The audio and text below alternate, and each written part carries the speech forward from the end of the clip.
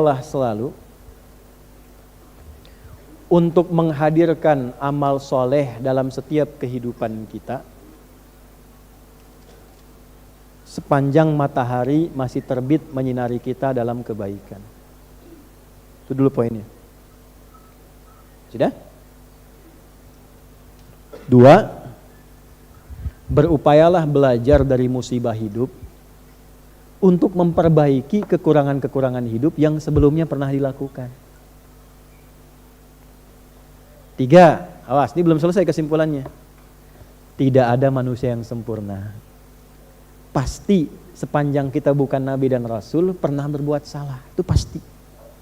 Ustadz juga sama, pasti pernah salah, gak ada ustadz yang sempurna.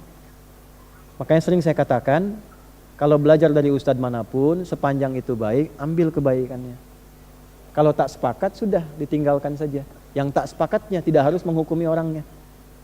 Itu paling gampang supaya kita gak punya urusan di hari kiamat nanti. Jelas? Karena sepanjang manusia bukan nabi, bukan rasul, pasti punya apa? Salah. Gak ada yang sempurna. Orang yang baik itu adalah orang yang belajar dari kesalahannya untuk memupuk kesolehan di masa kehidupannya. Kalimat paling gampangnya gini, kalau mau dibikin status boleh ya. Betul, dan itu Allah sangat mencintai. Allah sangat cinta. Allah sangat mencintai pelaku maksiat yang gemar bertobat dibandingkan orang soleh yang tidak pernah merasa salah. Itu. Catat tuh. Allah sangat mencintai pelaku maksiat yang gemar bertobat dibandingkan orang soleh yang tidak pernah merasa salah.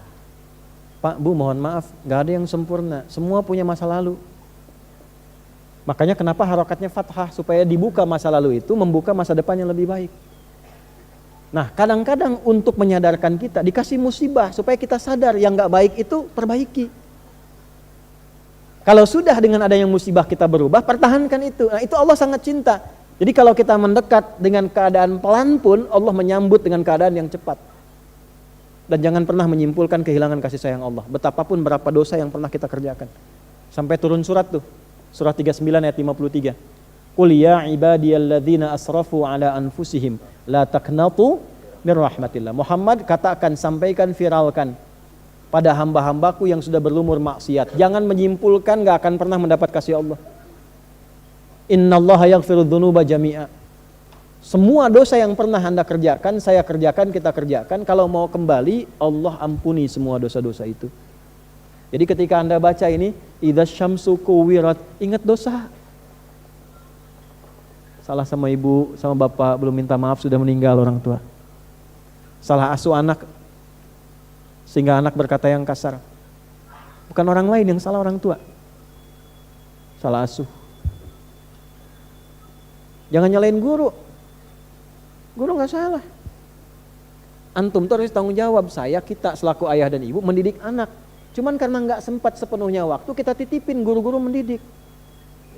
Kita nitipin tuh supaya dididik. Karena kita gak sempat. Tanggung jawabnya kan bukan guru, harusnya kita.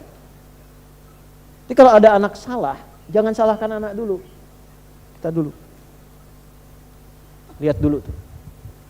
Jadi begitu baca, idza syamsu kuwirat, ingat dosa. Istighfar. Sebelum datang musibah. Atau yang kedua, musibah kecilnya.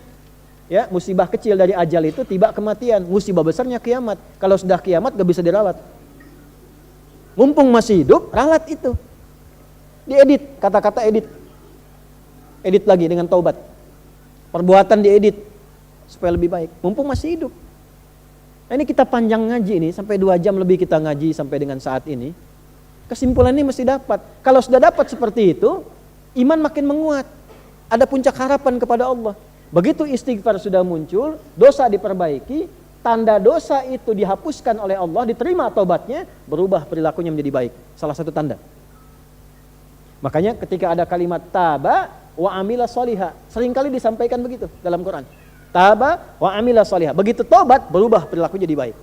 Anda kalau pernah berbuat perbuatan kotor di masa lalu, tiba-tiba menangis taubat, terus berubah jadi baik, itu tandanya taubat yang diterima Allah. Dan pesan saya, ingat ya, catat betul pesan ini ya, catat betul. Jangan diingat-ingat lagi perbuatan dulu, selesai. Karena nanti yang paling diandalkan setan menampilkan lagi memori masa lalu itu. Zina, membunuh, mabuk dan sebagainya. Sudah tobat nih jadi baik, sudah nggak senang lagi, udah jangan dipikirin lagi. Teruskan yang amal soleh, masa lalu tutup. Nanti setan akan terus menghadirkan itu dan memberikan kepada Anda satu pandangan bahwa kamu dosanya terlalu besar, belum tentu dimaafkan. Hati-hati. Itu tipu daya setan. Jelas? Nah, jadi ketemu oleh kita, idza syamsu kuwirat, apabila mentari sudah digulung, segulung-gulungnya, sehabis-habisnya, ya, masuk ke ayat 14-nya.